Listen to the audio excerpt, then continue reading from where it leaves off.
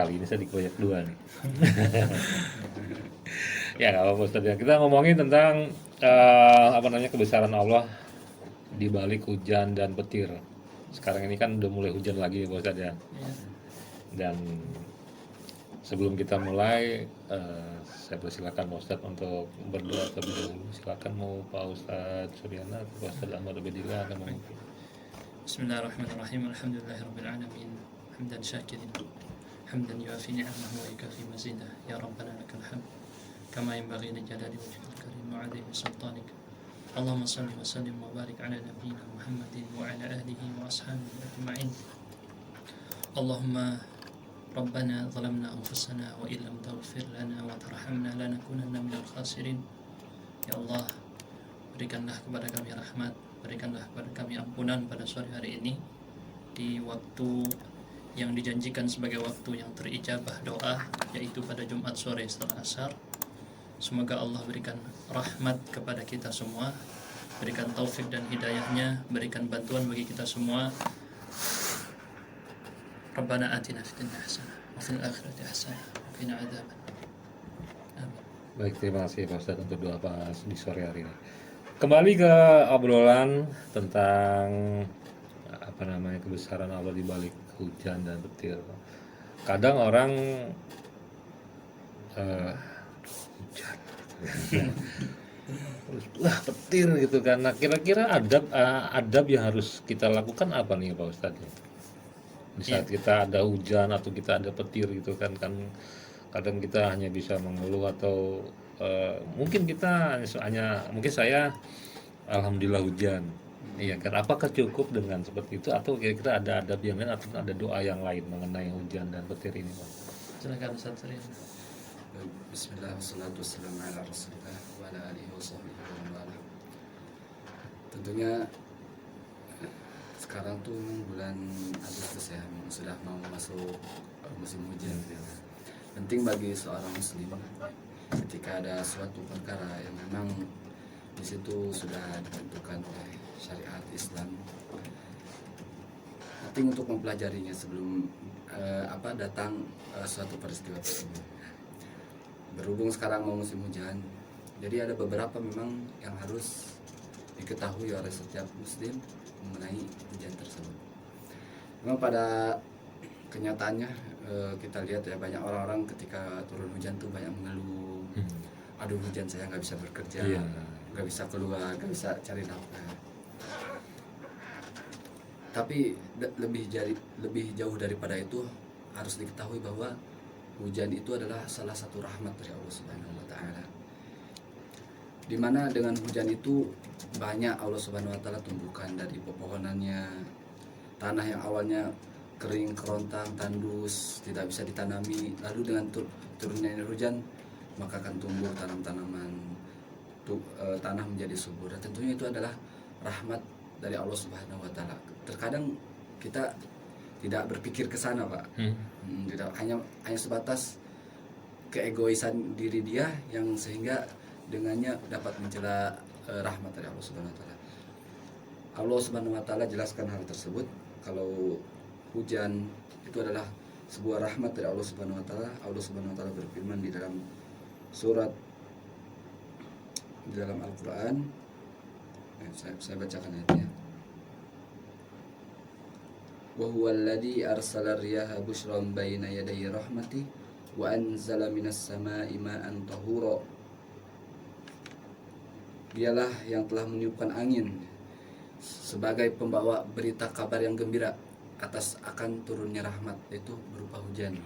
Wa yunazzilu minas samaa'i ma'an tahura. Dan kami turunkan dari langit itu air yang mensucikan. Lalu di ayat selanjutnya Allah Subhanahu wa taala berfirman, linuhya bihi baldatan mayyita wa nasqiyahu mimma khalaqna an'ama wa anasiya katsira. Ya, di sini Mas. Ya. Lalu Allah Subhanahu wa taala dengan air tersebut menghidupkan bumi yang tadinya mati. Bagaimana bumi yang tadinya kering kerontang, tandus, enggak ada kehidupan, tapi dengan rahmat Allah Subhanahu wa taala berupa hujan, maka Allah Subhanahu wa taala berikan bagi negeri tersebut tumbuhan yang subur, tanah yang subur, pepohonan yang mungkin terkadang kita tidak berpikir ke sana. Dan salah satu adabnya juga kita tidak boleh mencela hujan dan angin. Oke. Baik Pak Ustadz, nanti kita lanjut lagi ya, karena ada yang mau lewat lebih dahulu. Nanti kita lanjut lagi di sesi kedua. Karena tadi kan sempat dibahas tentang adab saat ada hujan dan ada petir. Jadi jangan mana-mana Sobat MCV, dengerin terus CBU Curhat Bersama Ustaz. 1,8 MCV FM masih ngomongin tentang kebesaran Allah di balik hujan dan petir. Tadi ada adab yang harus kita lakukan. Baik, langsung aja nih Pak Ustaz. Kira-kira apa sajakah adab yang harus kita lakukan di saat ada hujan ataupun ada petir, Pak Ustaz? Ya, Bismillah. Sini saya mungkin akan menyampaikan, kalau tadi Ustadz Suryana menjelaskan tentang hujan ya Pak ya, yang sekarang saya giliran menjelaskan tentang petirnya. Jadi sebenarnya adab, karena pertanyaan tadi tentang adab, walaupun kita ingin bahas juga tentang hakikat petirnya itu. Ya, boleh, nggak apa. Mau yang mana dulu nih? Hakikat dulu aja. Hakikatnya dulu ya. Baik. Sudut pandang Islam dalam memandang petir ini mungkin penting untuk kita kenal. Ada sebuah ayat di Al-Quran, di surat, yang suratnya juga dinamai dengan surat petir, Ar-Ra'd. Nah, surat ini di dalam ayat 13 disebutkan wa yusabbihur ra'du bihamdihi, dan bertasbih gemuruh petir itu sejatinya adalah bentuk tasbih dengan memuji Allah. Wal malaikatu min khifatih, dan para malaikat juga bertasbih karena takut kepada Allah. Wa yursilus sawa'iq, dan Allah melepaskan halilintar. Fayusibu biha man yasha, Allah menimpakan halilintar atau petir tadi kepada orang-orang yang Allah kehendaki, alias ya orang yang kita tahu tersambar petir Pak ya. Itu diantara bentuk Allah membuat takut para manusia. Ini diantara agar kita takut terhadap adab Allah. Kemudian juga Allah menimpakan wahum yujadiluna fillah, mereka orang-orang yang tadi ditimpa oleh siksaan petir itu tadi, tidak semua, tetapi di antara mereka adalah orang-orang yang berbantah-bantahan mendebat tentang Allah. Nah, ini ayat ini ditutup dengan penutup wa huwa syadidul mihal, dan dia adalah Tuhan yang maha keras siksanya. Jadi kaitan petir dikaitkan dengan tasbih, zikir, dikaitkan dengan menimbulkan rasa takut kepada Allah, dikaitkan dengan tantangan Allah kepada mereka yang menantang Allah, kemudian dikaitkan lagi dengan kerasnya siksa Allah. Ada menimbulkan rasa takut ya. Dan petir ini sebenarnya juga menimbulkan rasa harap. Harap bagi mereka yang bermukim tinggal. Karena berarti ada tanda mau turun hujan ya Pak ya. Maka para petani dan semuanya asal muasal rezeki ya dari air hujan tadi. Gak bisa kita minta rezeki langsung turun motor dari langit, gak mungkin. Dan ketika air tadi ditahan, rezeki apapun bentuknya akan tertahan. Gaji akan tertahan, semua akan tertahan hanya karena air. Kalau Allah tahan, tidak turun ke bumi, ketahan semua rezeki. Ini mungkin yang penting dulu pertama kita kenalkan. Oleh karenanya datang beberapa hadis yang menjelaskan. Di antara dinukil oleh Syekhul Islam Ibnu Taimiyah, yaitu tentang hakikat petir. Suatu saat Rasul SAW dalam hadis ini ditanya, apa itu petir? Apa itu ra'ad? Ra'ad ini khusus untuk suaranya ya Pak ya. Suaranya disebut dengan ra'ad atau petir. Maka Rasul menjawab dalam hadis ini, malakun minal malaikah, sosok malaikat, muwakkalun bis sahab, yang diberi tugas oleh Allah untuk mengatur awan. Ma'ahu makharik min nar, dia membawa pecut-pecut yang terbuat dari api. Yasuqu bihas sahab, malaikat-malaikat ini menggiring awan-awan tadi dengan pecutnya, haitsu Allah, ke arah yang mana Allah inginkan. Nah, riwayat-riwayat ini bukan hanya dalam hadis Rasul, tetapi banyak para salaf, dari para sahabat, para tabi'in, mereka menukil hal yang sama, bahwa ar-ra'd, petir itu, ada yang menyebutnya mereka malaikatnya, ada yang menyebut ra'd adalah bentakan malaikat, atau bunyi dari pecutan malaikat. Kalau kita pikir secara sains, nggak masuk akal Ustaz, kan gitu ya. Kalau menurut sains begini gitu ya. Terbentuknya awan karena apa? Terbentuknya hujan karena ada pertemuan awan negatif positif gitu kan. Nah, akhirnya seperti itu. Iya, itu penjelasan secara sains, karena pasti semuanya di atas muka bumi ini berjalan dengan hukum yang Allah tentukan tadi. Ya hukum fisika yang kita kenal. Jadi dari sudut pandang Islam kita melihat, ketika melihat ada petir, kita langsung ingat Allah. Oh, ini adalah malaikat yang diutus oleh Allah menggerakkan seperti itu. Dan ini menjadi tantangan Pak sebenarnya juga. Kalau boleh jujur ya, sampai sekarang belum ada teknologi yang bisa mampu menangkap petir. Ada juga menangkal. Menangkal bisanya ya, Iya. tapi menangkap nggak bisa. Karena petir ini Pak sebetulnya kekuatan listriknya sangat tinggi. Iya. Andai kata dipakai untuk listrik suatu wilayah, misal satu Kahukup nih, atau satu kota Kapuas, satu kabupaten Kapuas dipakai untuk itu bisa menerangi cahaya listrik sekian tahun lamanya, satu kali petir. Ini menunjukkan kelemahan manusia di hadapan kekuatan Allah yang luar biasa tak terhitung. Itu baru satu petir, gimana dengan sekian banyak petir? Allah mampu memunculkan hal itu. Jadi ini adalah poin pentingnya dulu. Pas kalau kita sudah kenal, oh iya, muncul rasa takut nih, baru nanti akan ada adab terhadap malaikat tadi. Kemudian Allah yang mengutus malaikat tadi, ada rasa takut Pak ya. Kalau kita kenal sesuatu, kita jadi, oh iya, ini Pak PM misalnya, ini Pak Direktur, kita kenal beliau, Masya Allah, maka timbul rasa segan, Iya, hormat. adab, hormat. Nah kalau kita udah kenal nih petir, oh iya petir ternyata seperti ini, bertambahlah rasa kita takut kepada Allah. Dan nanti kita kenalkan apa nih doa-doa, zikir-zikir yang diajarkan. Kan kadang serunya gini ya Pak Ustadz, kadang saya seru suka ada waktu itu saya pernah lihat YouTube, ada orang yang dia ngomong gini, intinya gini, kalau misalkan saya tidak berjodoh sama dia, maka kirimkanlah petir itu langsung kia gitu. Itu Sumpah sambar petir gitu. iya, maksudnya kebetulan kah atau emang tadi itu emang ada malaikat yang mendengarkan seperti itu? Kira-kira gimana penjelasannya Pak Ustadz? Kalau kita lihat di ayat tadi, Allah menimpakan petirnya kepada yang Allah kehendaki. Berarti diikat dengan kehendak Allah. Bisa jadi Allah berkehendak kena ke fulan tadi, bisa jadi enggak. Jadi tidak selalu menjadi bukti bahwa sumpahnya beneran. Bisa jadi dia bohong tuh sumpahnya kan. Karena di situ jelas di dalam ayat tadi, yusibu biha man yasha, Allah menimpakan kepada orang yang Allah kehendaki. Sama kayak sihir Pak. Sihir, Rasulullah SAW pernah disihir. Padahal Rasul yang dijaga oleh Allah langsung, tapi terkena sihir. Orang-orang ulama alim gitu ya Pak ya. Ada orang soleh kena sihir tiba-tiba Pak ya. Jadi Allah kehendaki kadang sihir terjadi kepada sesuatu atau seseorang untuk menguji dia, atau tidak terjadi pada orang yang lain. Sama kayak misalnya, Ustadz kalau mau kaya berarti harus soleh. Enggak selalu. Ada orang kaya karena kesolehannya, ada orang kaya bukan karena kesolehannya ya Pak ya. Jadi semuanya adalah tetap di bawah kehendak Allah. Kemudian kalau dia dalam rangka menantang Allah, nah ini lain lagi. Iya, makanya kemarin ramai kan itu yang balap motor gitu. Itu kan apa ya, maksudnya itu kan menantang kehendak. Iya kan, daerah situ sudah dikehendaki hujan, tapi dipindahkan atau bahkan ditiadakan hujannya. Nah itu apakah secara hukum Islam seperti apa Pak? Kalau masalah memindahkan hujan tadi ya, atau ya termasuk berkaitan dengan memindahkan hujan ya.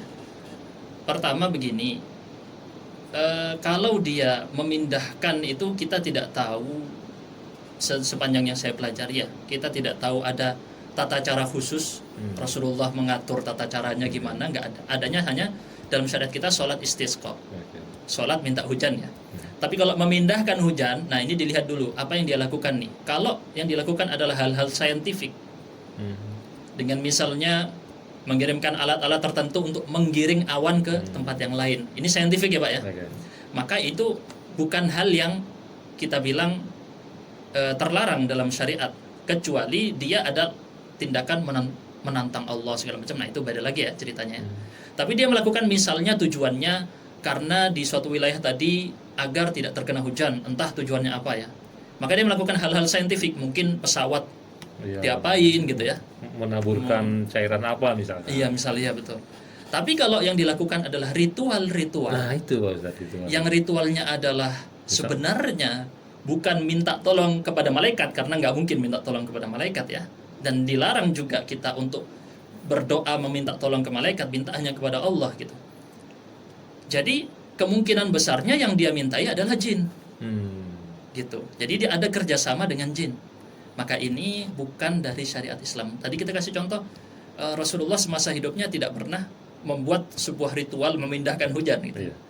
Dan itu sudah cukup sebagai petunjuk buat kita, oh iya, syariat kita cuma mengajarkan minta hujan. Kalau masalah mindahin, kita nggak tahu tata caranya, bersolat khusus nggak ada ya. Gitu. Wallah alam bisawab, nanti mungkin Ustadz Nana bisa menambahkan.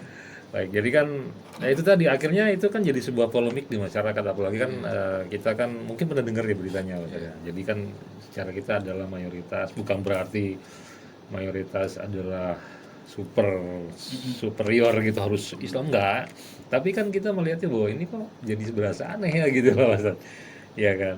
Oh iya, ini ya apa namanya, Pawang dengan hujan. menggunakan pawang hujan. Iya. Iya betul.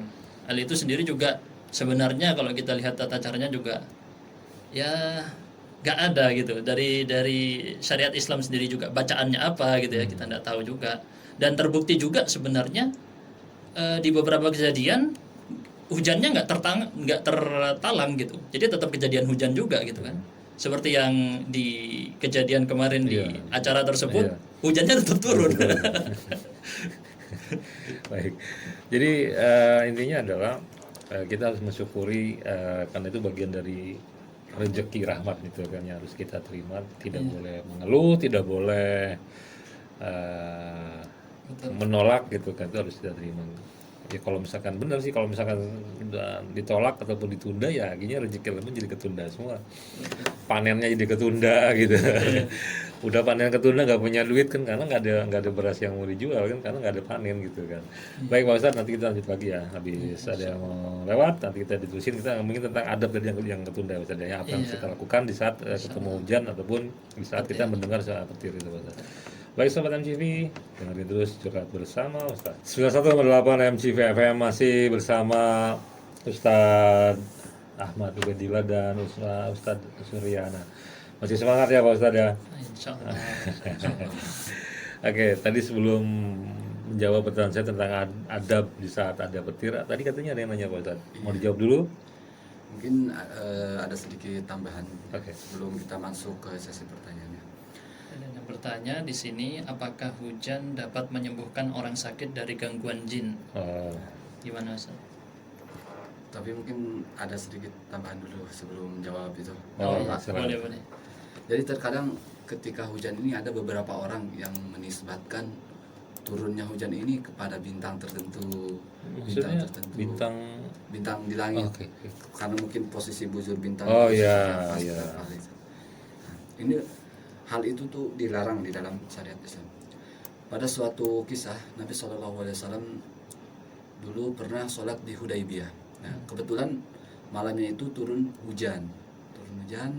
Lalu setelah sholat, yang mengisahkan ini namanya Zaid, sahabat Nabi SAW. Maka ketika setelah sholat, Nabi SAW berbalik kepada para sahabatnya, lalu berkata, apakah kalian tahu apa yang dikatakan oleh Allah Subhanahu Wa Taala? Lalu para sahabat menjawab, Allahu wa Rasulu alam, tentang hal itu. Allah dan Rasulnya saja yang tahu. Maka setelah itu Nabi SAW bersabda kepada para sahabatnya, ada di sebagian di antara hamba-hambaku ini yang pada pagi ini ketika turun hujan ada yang beriman kepada Allah Subhanahu Wa Taala, ada juga yang mukmin. Lalu para sahabat bertanya, siapa mereka Rasulullah? Adapun orang yang berkata, mutirna bi fadlillahi wa rahmati, kita telah diturunkan hujan karena rahmat dan karunia Allah, itulah orang-orang yang beriman kepada Allah Subhanahu Wa Taala. Nah, adapun orang-orang yang menisbatkan hujan itu turunnya karena bintang, karena kejadian apa, nah, wa amma man qala mutirna binau'i kada wa kada faqad kafara. Barang siapa yang menyatakan bahwa hujan itu turun karena bintang tersebut, maka itu telah kafir kepada Allah Subhanahu Wa Taala. Oh iya, saya pernah ngedengar juga gini ada Pak Ustadz. Pernah ngelihat suasana lagi terang, siang tapi hujan. Nah, itu dulu yang pernah kita pelajari itu biasanya di masyarakat itu di tanda orang soleh meninggal. Iya, enak. Nah, memang itu ada riwayatnya Pak. Oke. Ketika itu Firaun dan bala tentaranya itu meninggal karena termakan oleh air laut. Makanya Allah Subhanahu wa taala berfirman di dalam Al-Qur'an, "Fama bakat alaihimus sama wal ard." Atas kejadian Firaun ini tersebut, langit dan bumi itu tidak menangis, maksudnya tidak mengeluarkan hujan. Nah, tetapi itu juga ketika terang benderang terus ada hujan, bukan berarti kita menisbatkan ada orang soleh nih meninggal nih. Nah, enggak juga. Tapi memang ada diriwayatkan seperti itu. Tapi kita enggak otomatis menyatakan ada yang orang meninggal soleh. Nggak harus bentuknya terang gitu ya berarti ya. Iya, maksudnya tadi kan berdasarkan bintang. Nah, ini kan karena di masyarakat beredar bahwa kalau ada pas lagi terang benderang justru malah turun hujan, wah itu ada orang soleh meninggal gitu kan. Jadi kan kesannya mengiyakan cerita itu gitu, padahal itu kan jelas rezeki dari Allah atau emang waktunya hujan nikmatnya dikasih gitu kan. Itu emang salah satu nikmat dari Allah Subhanahu wa taala. Tapi yang pernah kita pelajari dulu emang salah satu, tapi bukan sebuah kepastian bahwa ada orang soleh meninggal. Bukan suatu kepastian, tapi memang ada cerita histori. Cerita dari di zaman Ali bin Abi Thalib. Ya, jadi lanjutannya tadi apa pertanyaan? Pertanyaan ya, mungkin masuk jawab pertanyaan. Saya ulangi lagi pertanyaannya ya. Ini ada yang bertanya dari Pak Budi, apakah hujan dapat menyembuhkan orang sakit dari gangguan jin? Memang salah satu bentuk dari syariat untuk menyembuhkan gangguan jin itu dengan ruqyah ya Pak. Ya, dengan membacakan doa-doa dari Al-Qur'an atau dari Sunnah Nabi SAW. Adapun air hujan mungkin itu salah satu dari metode untuk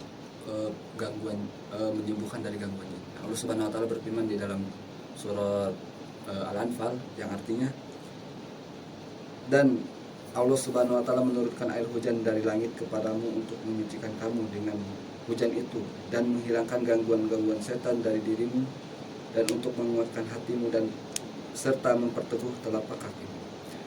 Tentunya air hujan itu adalah sebab dari untuk mengambil kesembuhan. Tentunya kesembuhan itu adalah milik Allah Subhanahu wa taala. Mungkin itu adalah sebuah proses yang kita lakukan untuk kesembuhan, dan itu memang ada keberkahan juga Pak di air hujan itu. Ya, makanya ketika itu di hadis ini sahih, ketika itu Nabi SAW, dan hadis ini diriwayatkan oleh Abu Hurairah, pergi ke suatu tempat dan terpegung hujan. Maka Nabi SAW ketika itu melepas pakaiannya, lalu mengguyurkan sebagian pakaiannya, lalu para sahabat terheran-heran bertanya, "Ya Rasulullah, kenapa kamu melakukan hal tersebut?" Lalu Nabi SAW mengatakan, ini adalah berkah yang Allah Subhanahu wa taala baru saja ciptakan. Jadi memang ada keberkahan di dalam air hujan tersebut dan bisa digunakan untuk jalan untuk ruqyah, mengusir gangguan setan. Mungkin sebagai media mungkin. Betul, media, bukan hujannya yang menyembuhkan. Ini yang penting untuk dicatat. Tadi mungkin bagi yang bertanya bisa dilihat di surat Al-Anfal ayat 11. Al-Anfal ayat 11. Ya, di situ ditegaskan kalau airnya digunakan untuk menghilangkan gangguan syaitan.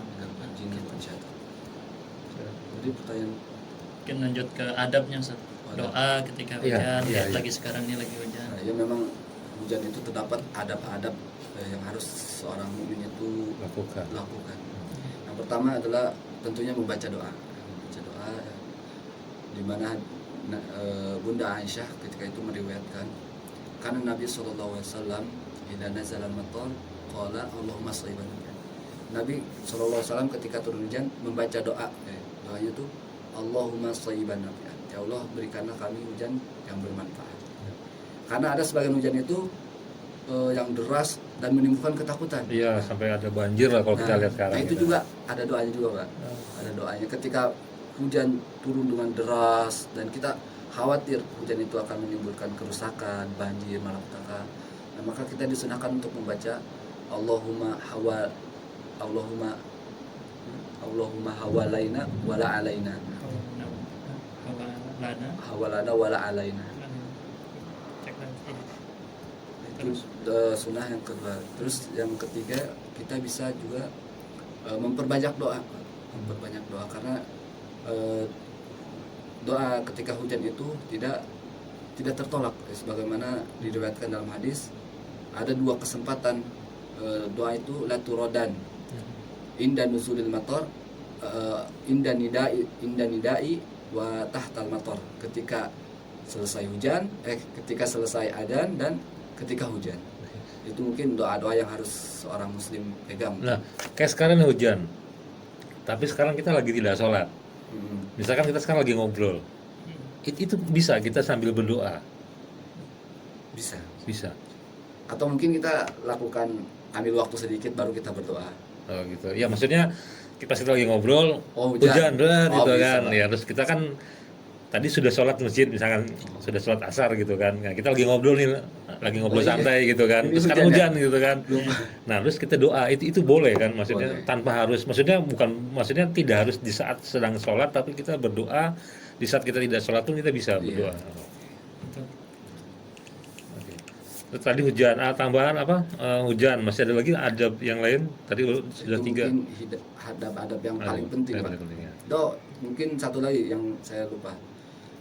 Tadi kan setelah ada hujan, Allahumma sholiban nafi'an. Lalu ketika hujannya Berlebih, khawatir bencana, Allahumma hawalaina wala alaina. Lalu ketika selesai hujan nih. Nah, selesai hujan, doanya itu yang tadi kita sudah sampaikan ya. Mutirna bi fadlillahi wa rahmati. Mutirna bi fadlillahi wa rahmati. Kita diturunkan hujan oleh Allah Subhanahu wa taala karena rahmat dan karunia-Nya. Oke. Ya, seperti itu. Mungkin dari Ustaz tentang adab ketika hujan. Tapi Mungkin kalau misalkan pakai bahasa Indonesia, misalkan lupa bahasa Arabnya begitu.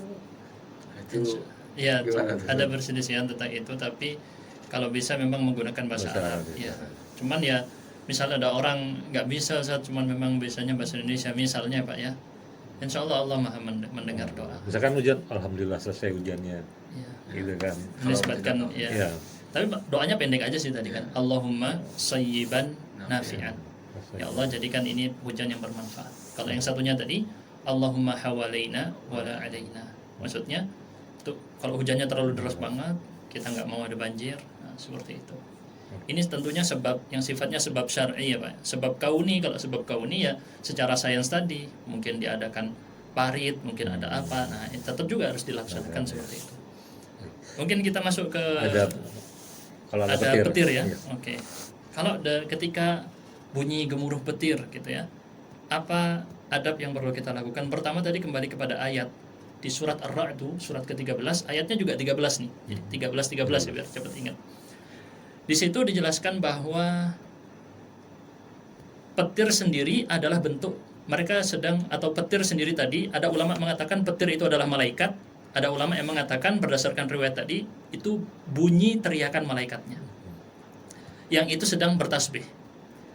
Nah, jadi ketika kita mendengar hal tersebut, syariatnya kalau kita lihat di dalam ayat ini adalah dengan bertasbih. Karena di dalam ayat tadi seperti itu ya. Kalau kita lihat kepada dalil-dalil, memang sebagian ulama mengatakan tidak ada dalil yang sahih Pak ya tentang doa dari Nabi secara khusus.